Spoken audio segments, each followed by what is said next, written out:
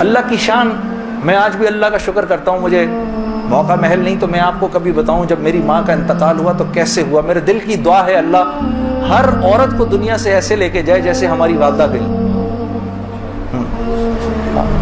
تو وہ میں اپنی ماں کو بتاتا تھا، میری ماں بھی ایک دم، اس نے بھی جلدی جلدی لینا شروع کر دیا. کرتے کرتے میری ماں، ہم سب گھر کی خواتین میں سب سے پہلے میری والدہ پردے میں آ گئی فوراً. اور مولوی صاحب کہہ رہے ہیں ان کے انتقال کا بتائیں، میں ضرور بتاؤں گا آپ کو، مختصراً بتاتا ہوں. میری ساؤتھ افریقہ کی تشکیل تھی، پیچھے والدہ کی طبیعت بہت خراب ہو گئی. مجھے بھائی نے بولا جنید بھائی آ جائیں واپس کیونکہ امی جا رہی ہیں، امی نے اب نہیں رکنا. تو میں نے ساتھیوں سے کہا، انہوں نے کہا یار چلے جاؤ کیا فرق پڑتا ہے، یہ پھر یاد کرو گے ساری زندگی. اب میں سوچتا رہا، اب میں نے امی کو فون کیا، میں نے کہا اماں آ جاؤں، کہا نہیں ہرگز نہیں آنا. تو میں نے کہا کیوں؟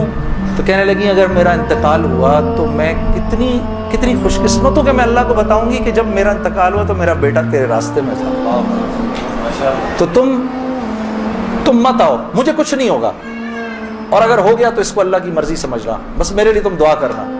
اللہ کی شان، امی کا انتقال نہیں ہوا اس میرے 40 دنوں بعد. میں واپس آیا تو بہت خوش ہوئی، گلے لگایا، کہا دیکھو میں نے کہا تھا اللہ نے مجھے زندہ رکھا جب تک کہ تم نہیں آتے واپس. پھر میری حضرات نے 10 دن کی اور تشکیل کر دی کینیڈا کی. تو میں نے کہا اماں پھر 10 دن کے لیے بھیج رہے ہیں، جاؤں نہیں جاؤں؟ میں نے چلے جاؤں نا تو بالکل ٹھیک ہوں. میں نے کہا جی ٹھیک ہے. میں جس دن گیا ہوں اس دن ہم ٹورانٹو میں مرکز میں بیٹھے ہوئے تھے، تو وہ پوری ٹورانٹو کی شورا سامنے بیٹھی ہوئی تھی. میرا بیان تھا. بیان کے دوران ایسے موبائل پڑا ہوتا ہے، میں نے رکھا ہوا تھا کہ بہن کو بولا ہوا تھا کہ اگر اماں کو کچھ ہو مجھے فوراً بتا دینا.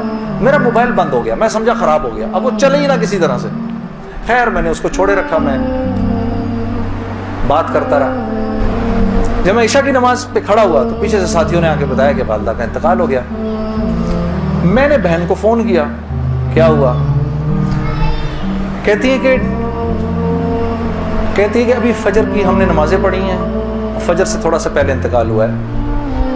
اور 2-2:30 بجے اس امی نے بلایا میری بیوی کو، اور میری بیوی کو بلا کے بولا کہ بیٹا دیکھو میں نے تو ساری زندگی تمہیں بیٹی کی طرح رکھا، لیکن میں ساس ہوں، کمی بیشی ہو سکتی ہے، تو اگر کچھ ایسی ہوئی ہو تو مجھے معاف کر دینا. تو میری وائف نے کہا امی آپ کیسی باتیں کر رہی ہیں، مجھے تو کبھی خیال بھی نہیں آیا اس بات کا. ہاں آپ نے مجھے اس سے کم سمجھا ہی نہیں. پھر میری بہن سے کہا کہ تم بیٹا مجھے لگتا ہے میں آج چلی جاؤں گی، مجھے سورہ یاسین سناؤ. تو میری بہن نے ان کو سورہ یاسین سنائی. تو میری بہن کہتی ہے کہ آنکھیں بند کر کے لیٹ گئیں اور مجھ سے کہا کہ اب سورہ رحمان سناؤ.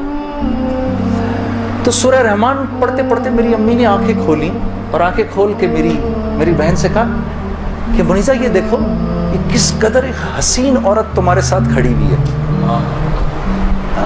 ذرا اپنے اس طرف دیکھو کتنی حسین عورت کھڑی ہے تمہارے ساتھ، بیٹا یہ مجھے لینے آئی ہے. تو میری بہن کہتی ہیں کہ اماں یہاں تو کوئی نہیں کھڑا. نہیں اس کے پیچھے دیکھو، اس کے پیچھے بھی کچھ لوگ کھڑے ہیں.